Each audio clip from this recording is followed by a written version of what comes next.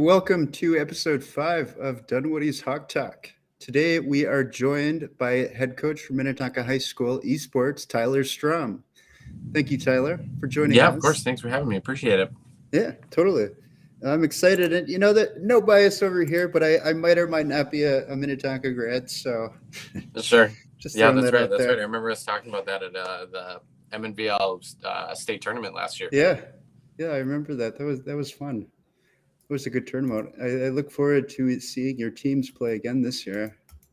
Yeah, I'm really excited to get League of Legends there this year. I really think that's our one of our strongest squads, and I know just MNVL as a whole has been wanting League of Legends competitively for a while, Yeah. and I'm really excited for my Valorant kids to they had last year under their belt to.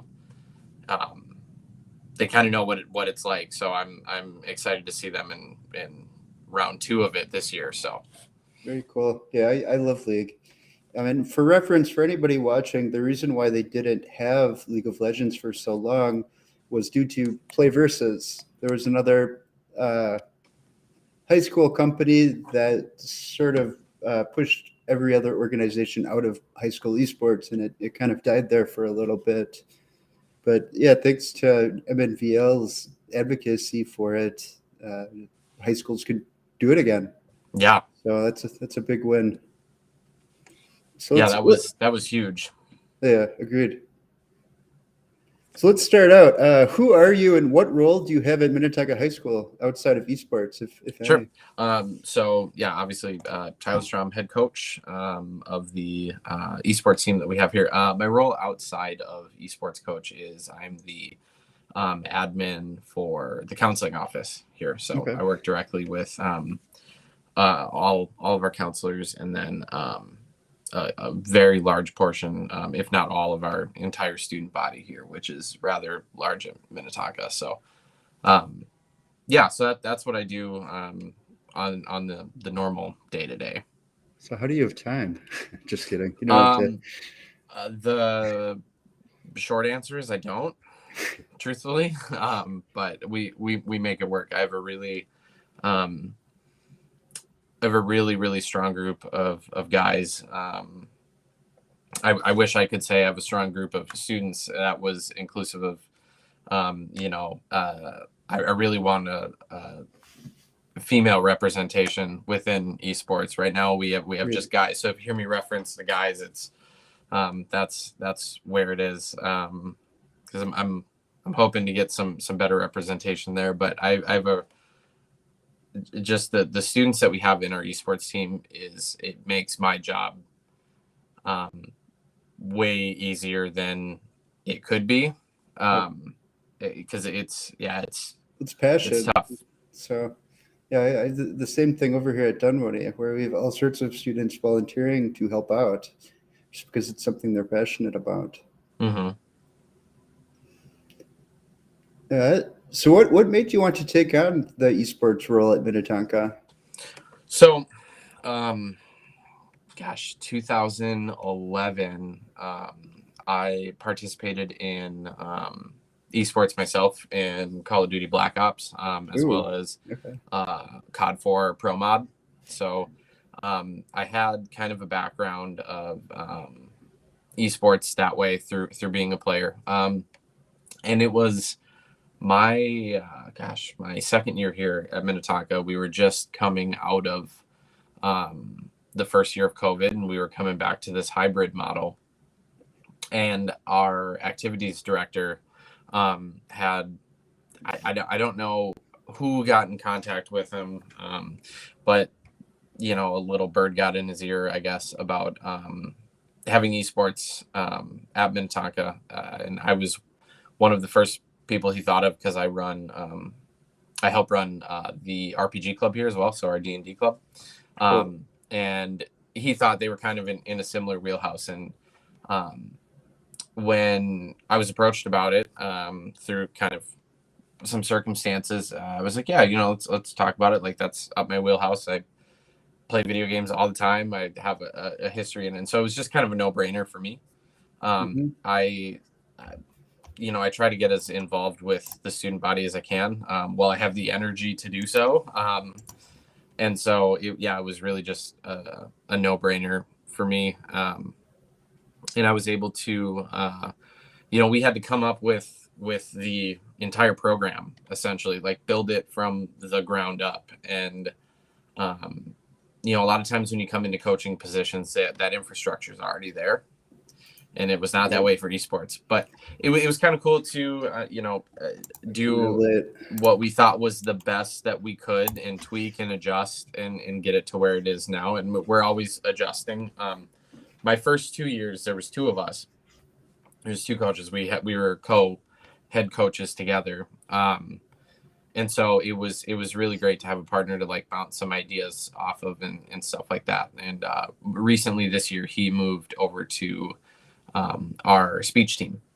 So coaching speech and debate. So was his name Tyler as well? It was, yeah. I remember that T1 and T2. We were both Tyler, both blonde. Yeah. Very hard to differentiate us in the general scheme, but love it. Yeah, so it was nice to have a partner in that though, because building that would on alone would be, it's daunting for sure. Yeah, agreed. I mean, we're doing, I can relate. We have something similar going on with Dunwoody, and I'm sure every high school and every college at the moment, there aren't really there's no guidebook for how to do this. No, and when we first started, MNVL was still pretty small too. Yep. And so now, just like with the work that MNVL has put in with, so much coach support and connecting all the coaches together.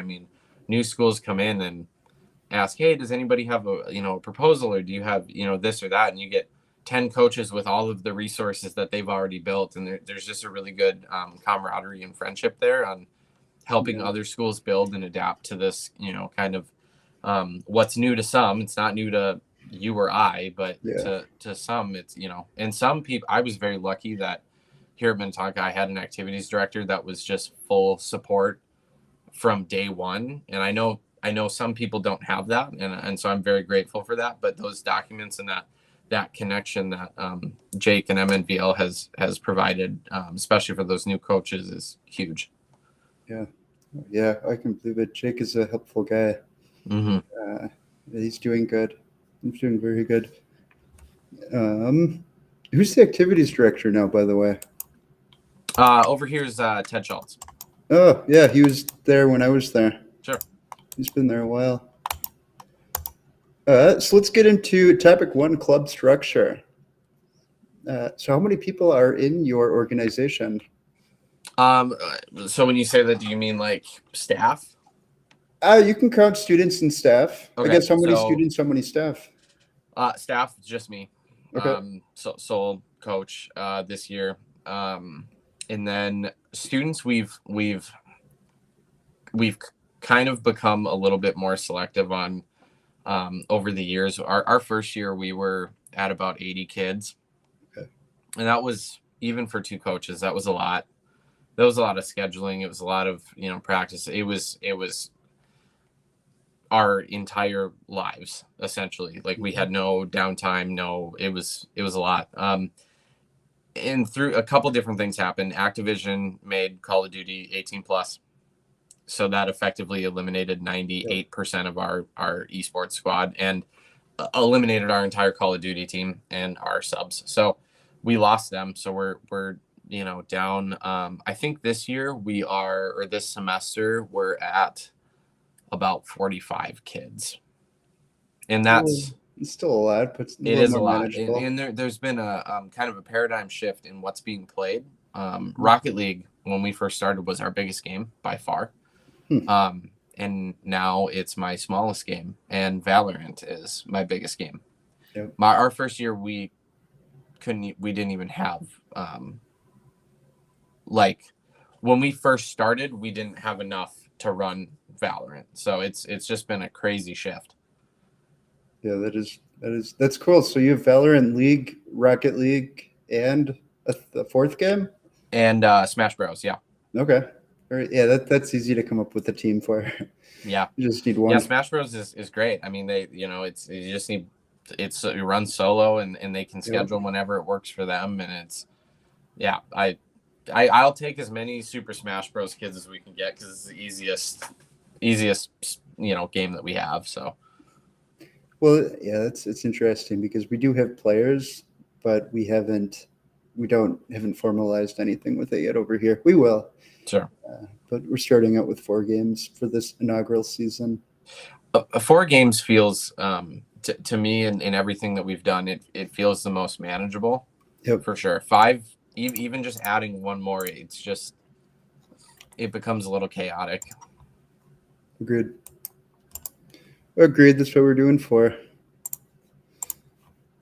So a lot of these questions we've already covered at this point. Do you have any students helping out besides being a player, like such as broadcasting, coaching, and? Yeah, so we have I mean to make it work, and we've done this from the very beginning.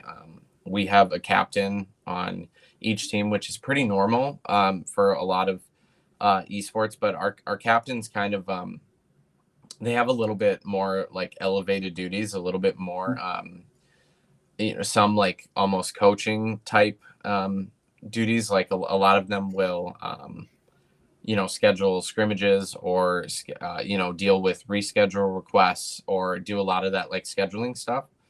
And it's a really good way for them to stay connected to the team and the players and what's going on. Especially this year. I mean, it's just been an immense help. I can only dedicate a certain amount of hours to the program.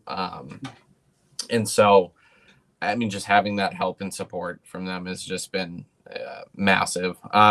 We also have, we try to bring back some former players. Like we have a former Rocket League player from our first year. First year. That came back as an intern coach last year and has been helping out again this year. With Rocket League being as small as it is, I mean, the capacity's been reduced a lot, but so we do have roles in that regard. We always wanted to get like streaming set up and stuff like that for each of our games, but it was just really hard to find dedicated students for that. And casters, and that bit is tricky. So there is like some various roles in that regard other than just playing. But it varies. But the main one is those captains. And then in some of our bigger ones we had multiple teams, we had captain and then officers. So if there was multiple squads, JV A, JVB, varsity, each one of those we would have, officers on those teams that would report to their captains and then captains up to coaches. So some leadership roles as well as just being players. Yeah, that's helpful. That's what we're trying to implement as well.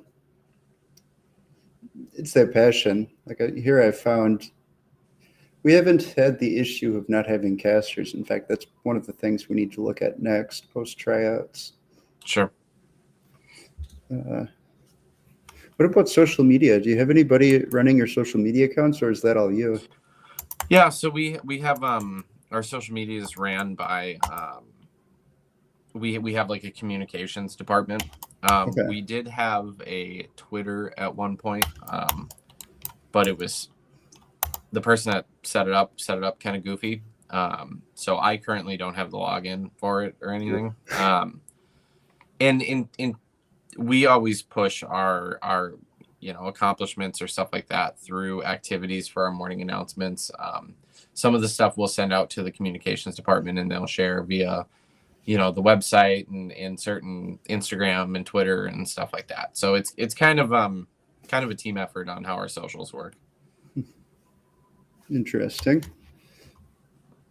Yeah, I found your Twitter. I didn't look at it too hard, but I'll check it out. Yeah, there's not much on there. So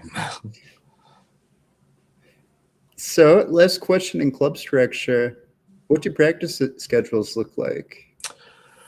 So last year, each year we do a survey with our students as we grow and as we change and we adjust and we get feedback on these surveys, and it's everything from how the leagues are, even things out of our control. How did you feel about the leagues we participated in? How did you feel about the competitive level?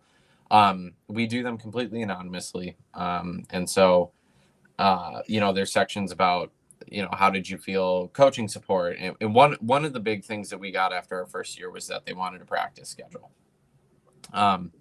And so last year we started doing, when there were still two of us, me and the other coach, we would alternate who was on games and who was on practice for the week. It kind of lessened the load for both of us. And so we would have dedicated practice days for each one of the teams, in which one of us would be in with them practicing, and then the other coach would be doing the games. This year, with it only being me, I just can't split myself in two like that. So the practices are captain led, more student led. They usually do one a week.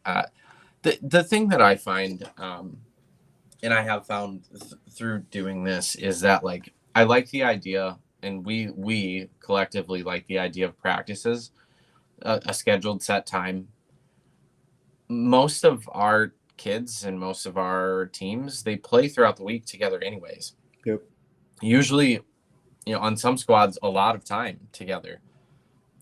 So it became a little bit more freeform, just because it seemed arbitrary to just say, hey, you're going to practice from 5 to 6 on this weekday. And I think just allowing a little bit more scheduling creativity allows it to be less rigid and less, the last thing I want is any of our kids to feel burnt out from what we're doing. And that gets really hard, especially, it's already that fine line where, we want parents to be on board. We want kids to be on board. We try really hard to get that healthy balance. And so I think allowing it to be a little bit more freeform this year, I think is working for us. Who knows, maybe when I get the survey back at the end of the semester, I'll be dead wrong. And it maybe not having that structure is not the right way to go, but it's just what we're trying for now. And we're trying to adapt. But yeah, so practices that was where we had the biggest attendance issues last year, was missing practice. Were they virtual or in person? How do you mean? At home or at the school? Yeah. So all of our games are done from home. Okay. We don't have a dedicated lab space here yet. So okay. Yeah, I like that. It'll happen. We'll get there. It will. So cool. Topic 2, leagues and tournaments. And Sure. Again, I think we've covered some of this. What leagues do you play in, or league?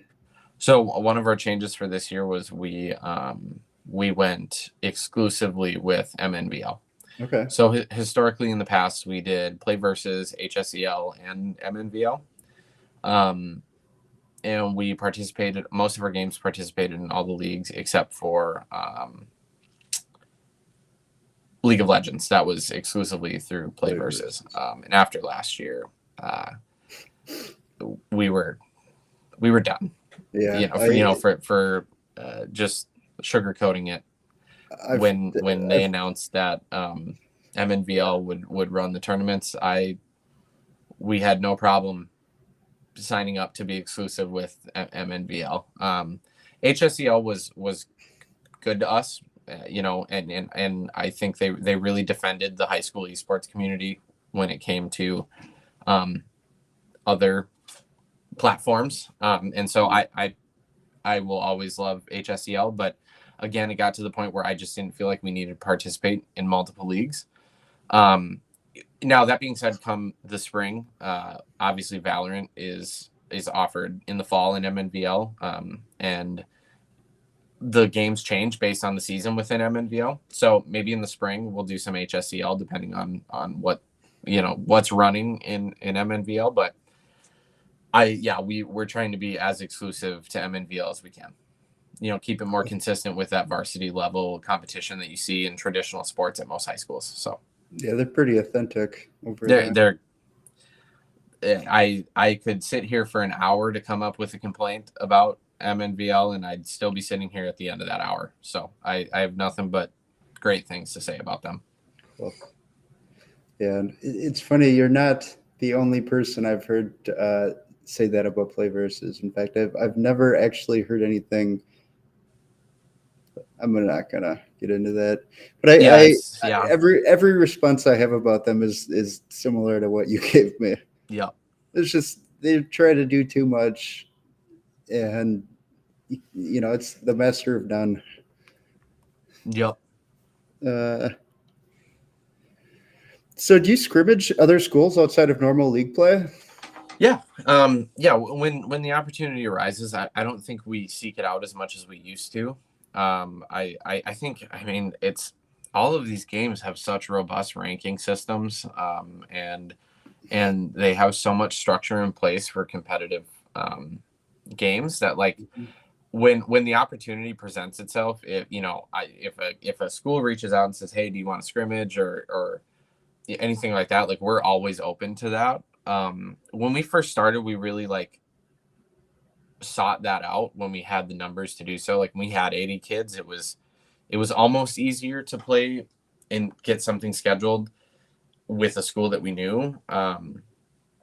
But yeah, I mean, we scrimmage here and there, but it's not like a dedicated thing that we do every week. Time every week. Makes sense. What are your most notable achievements to date, either individually or as a team? Yeah, I mean, we have quite a bit, and it happened pretty quickly. We have multiple state tournament appearances. Our League of Legends team, when they did participate and play versus, they were in the Central region, and they really made it. They made it far. They the Central Division was our League of Legends team pretty much dominated the Central Division, and that's across multiple states. It was national competition, and we in our trophy case we have, I think, 3 play versus trophies at this point. If we participated this year and got another one, we'd essentially have a trophy for every single year or every single semester that we had participated in, to a certain regard. So we've done the hardware thing. We've gotten, we made it pretty far in the state tournament last year in Valorant and Super Smash Bros. So we're really hoping to secure some higher places this year in the state tournament, because that was really the one that you're there in person, it means a lot. So I'm really hoping that kind of comes to fruition this year.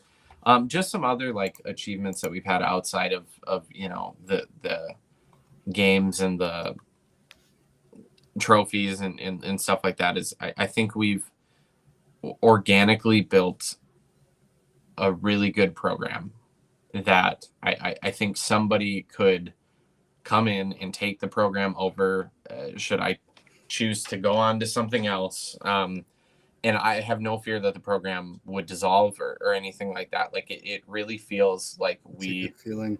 And when I say we, I mean, really a good chunk of it is the student body that we has created something that is here to stay. Mm-hmm. There's a stability within the program. It doesn't, I think there was some maybe doubts on that first semester. Everything felt rickety, but now there's just so much stability that I don't even have to think about it. I know that registration is going to come up. I know I'm going to have a ton of kids that sign up. So above all, I think that is our biggest achievement. All of the students that have participated and graduated and moved on, that paved the way for this program. I think that's bigger than any of the trophies that we've won. Just collectively building something that's going to be here for years to come for students that are in elementary school right now, or the middle schools, is, you don't get to do that very often in high school. My seniors that I have graduating this year are my first students that ever signed up for it. And so obviously seeing them exit the program, that's going to be emotionally tough, as well as I hope that they know how much of their time here they're gonna leave behind for other students, like how much their work and their effort and their time that they've spent has built something for somebody else. um I think that's above all the best thing that we've done, for sure. It's cool that they want to come back too and help. Oh yeah, and it was without question. Like it was almost as once they signed up that very first semester in, God, what was that, 2020 or like 2021? It was basically like they signed up for the rest of their high school. It was, I didn't even have to ask if they were coming back. I just knew that they were, right? So Mhm. that's cool to have that right out of the gate is awesome. Yeah, it is. It's that passion. Yep.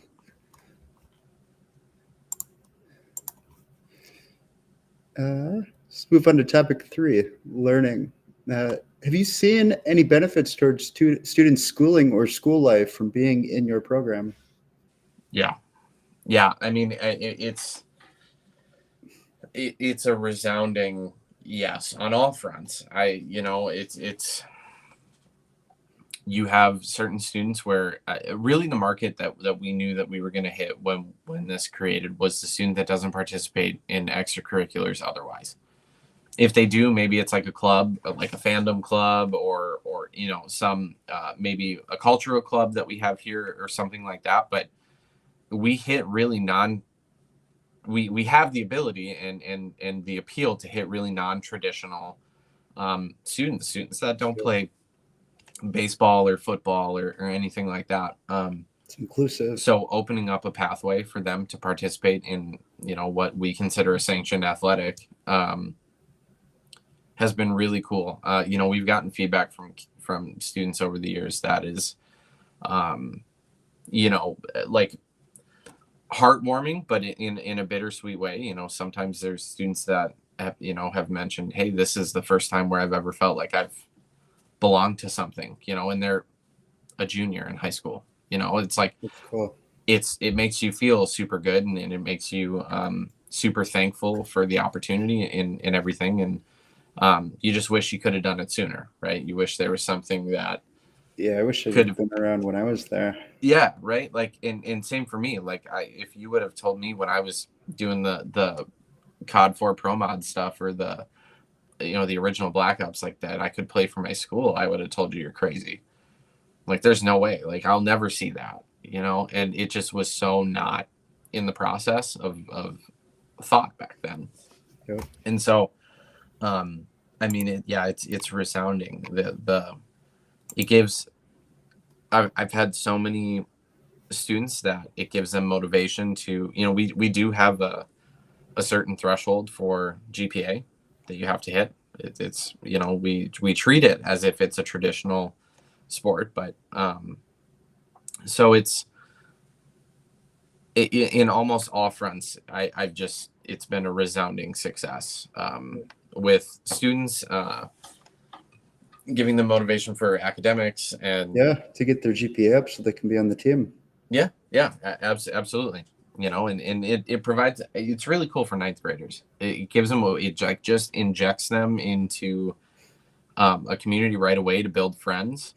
I mean, you don't have that awkward like kind of period where you don't really know anybody and you're like trying to find your way. It's like you just hit it, you have friends right away, and it just naturally progresses from there. So socially and academically, it's been great. That's cool. It's very, very cool.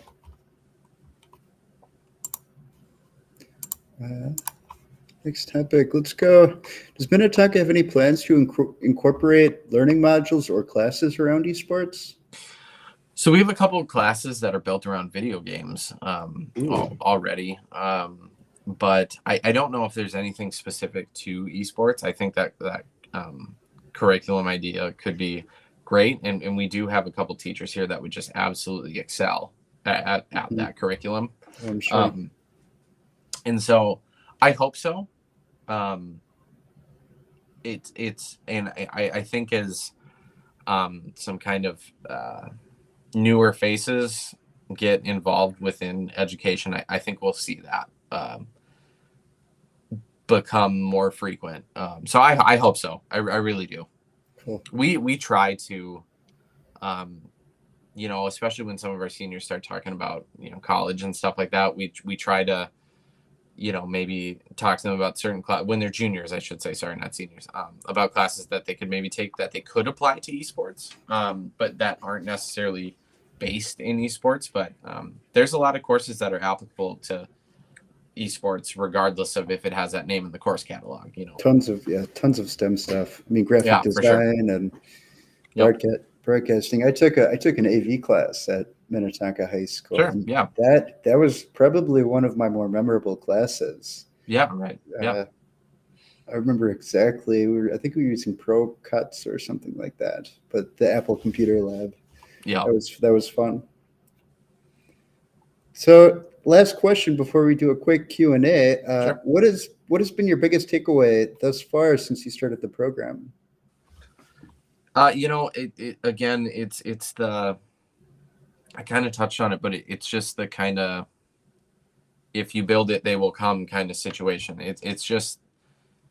It's being open to providing the structure for new opportunities as outside of the tradition as it may seem, taking a leap on esports from activities standpoint to all of this. It's really knowing that if you provide the space and you have somebody that's passionate about doing it, you have students that are passionate about doing it, you have a community that you build around it, that is so important to the way high schools structure their stuff. I really think it's the taking the time to realize that there's all facets of students out there, and all of them are interested in all of these different things, in providing spaces for exploration of those passions it is literally second to none on personal growth, in my opinion. Watching students grow up from 10th graders to seniors, 9th graders to seniors, like through the program, just watching them grow into their passion and having a space where they can explore something that gives them just unbridled joy for the most part I've had a front row seat to that. That's cool. And I've a good metaphor. I've had them come in as really shy, kind of in their shell, and now some of them are captains and they're leaders of teams. I've also had kids come in exact opposite, that just knew that this was part of who they were and that they were looking for this the whole time, and they were natural leaders when they came into the program. And I love that. That's so cool. Yeah, it's that kind of stuff that is irreplaceable. No matter what you do, it's giving students that outlet to do that is second to none in what we do, in education. We obviously don't do this for fame, right? So it's those little successes that you can celebrate are massive. And that'll set them up their whole life. Mm-hmm. You spark that leadership and it'll just grow. Yeah. So that's really, really cool to hear. Yep. It makes it worth the hours of, your own personal time that you put into stuff. It makes it worth it for sure. Yeah. Well, let's go to our Twitch audience. Do we have anybody listening that has a question? I think we're on maybe a 10, 15 second delay, so I'll give it a little bit.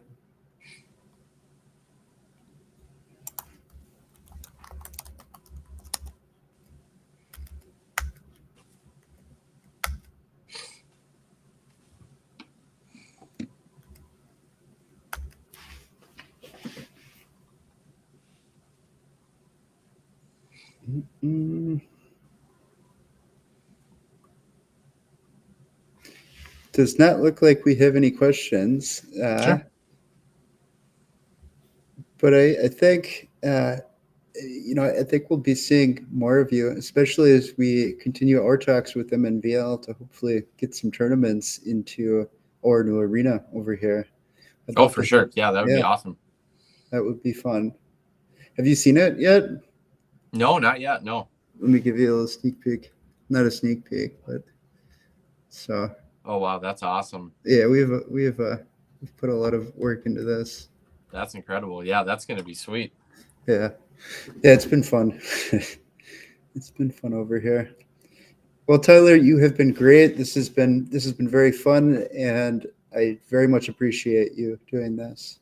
Absolutely. And anytime I So, was very happy to do this, happy to do it with an alumni. yeah, go Yeah, again, Skippers. wish you could have been here when you were here for sure. But I know. I'm sure we'll see you at the state tournament too. So Oh yeah, I'll be there. And probably awesome. I think I was with a different booth last year, but we'll have a Dunwoody booth there this year. Oh yeah, that's great. So thank you, Tyler. I'm going to end the stream. Awesome. Thank you so much. Thank you. And you have a good Thanksgiving. Yeah, you as well. Take care.